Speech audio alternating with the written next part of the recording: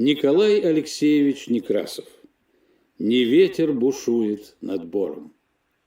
Из поэмы «Мороз. Красный нос». Не ветер бушует над бором, не с гор побежали ручьи, Мороз, воевода, дозором обходит владенья свои.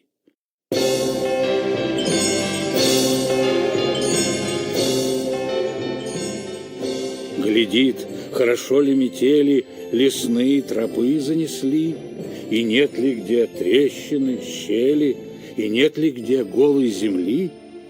Пушистый ли сосен вершины, красив ли узор на дубах, и крепко ли скованы льдины в великих и малых водах.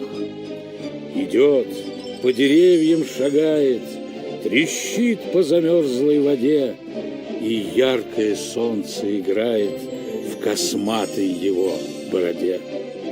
Забравшись на сосну большую, по веточкам палицей бьет и сам про себя удалую хвастливую песню поет.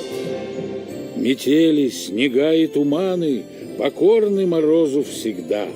Пойду на моря океаны, построю дворцы изо льда. Задумаю, реки большие надолго упрячу под гнет. Построю мосты ледяные, каких не построит народ.